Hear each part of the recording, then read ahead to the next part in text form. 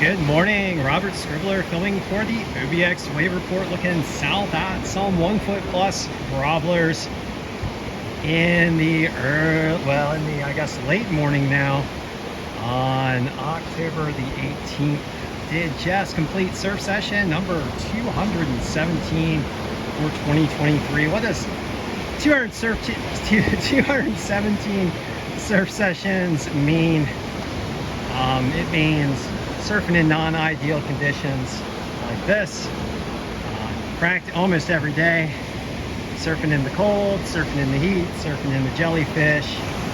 It means, as I recently did, dinging up my board pretty bad in some pounding sections on the sandbar and sending your board off to gale force glass to get it repaired.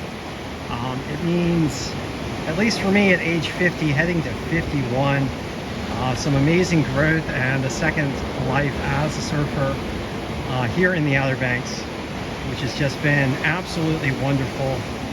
Feeling very reconnected with nature, and despite the sometimes physical limitations of being a little bit older, things like achy joints and whatnot, feeling really good.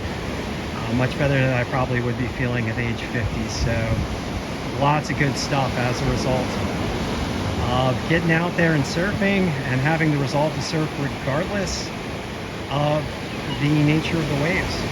All right, yeah, I've surfed in, let's see, smallest waves, less than 1 foot, and largest waves, about 10 foot. So 1 to 10 foot waves this year in 2023 for this 50-year-old surfer. Okay, a big intro for the OBX wave report, but just kind of feeling like I should set a mile marker here. The goal, the interim goal for this year, 250 surf sessions for me.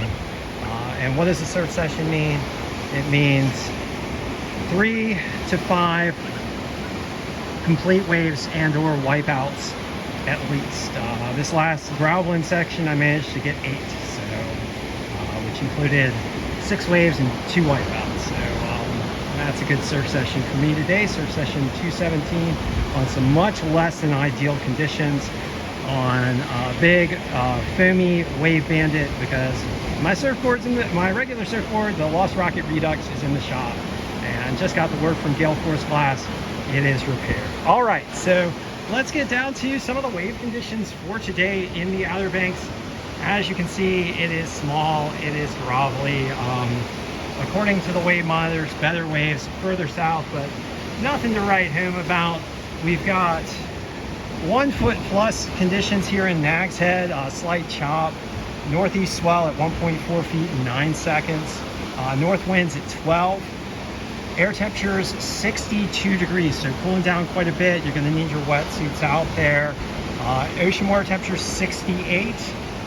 Still feeling pretty good in the water right now. Didn't have any toes go numb or anything, so not really needing the booties or the gloves, but I've got a feeling that booty and glove time is coming. Today we have, from the tides, we got a low tide at 4:48 p.m. Did just come off a high tide this morning. To our north in Virginia Beach, we've got 1 foot waves, choppy conditions. Down in Rodanthe, slightly better conditions at 1 to 2 foot, with a northeast swell at 1.5 foot in 9 seconds, north winds at 14 miles per hour. Air temperature 61 degrees Fahrenheit, ocean water temperature 68, also cooling off down there. You're going to need your wetsuits. And we're looking forward to a low tide today at 5:27 p.m. And then heading on down south to Buxton at 1 foot plus, nothing great there either. East-northeast swell at 1.4 foot and 9 seconds, north winds at 14 miles per hour. There's a little bit of activity here on the near sandbar portion of the sphere. Just a foamy wave rolling in here. North winds at 14 miles per hour. Air temperature 61 degrees Fahrenheit. Ocean water temperatures 72 degrees Fahrenheit. A bit warmer down there, but not by much. And we are looking forward to a low tide in Buxton at 4:44 p.m. And then last of all at Frisco, we've got 1 foot plus waves and clean conditions with that north wind. So I'm just going to find a shore break section, might be able to work something out of it, but 1 foot plus is of course nothing to write home about. Sending my thoughts off to my good friends at Real Water Sports that are going on a trip to South America to hopefully catch some barrels. Hopefully there'll be some barrels posted on Instagram and or the various social medias about this awesome trip that some of my buddies down at Real Water Sports are getting involved in. I did get an invite to go this year, but unfortunately for this fall, I didn't have all the time and available resources, but we will be possibly looking forward to getting down and enjoying some of the amazing waves there next year. This year though, we're going to be heading to the Azores for a brief scout mission, and hopefully I can get some reporting on the waves from the Azores for you guys, and at least one surf session there and some decent surf. We'll get back to you guys on that.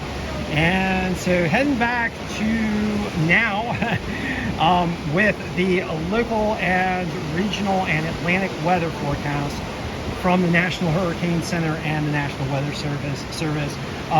So looking at the global forecast system model, the prevailing conditions across the Outer Banks here have been 60-degree air temperatures in the 60s, northerly winds on the backside of a front that's slowly receding off the U.S. East Coast, and that's what's given us those choppy conditions for the waves, and somewhat cooler air temperatures in general, and that has been a persistent pattern.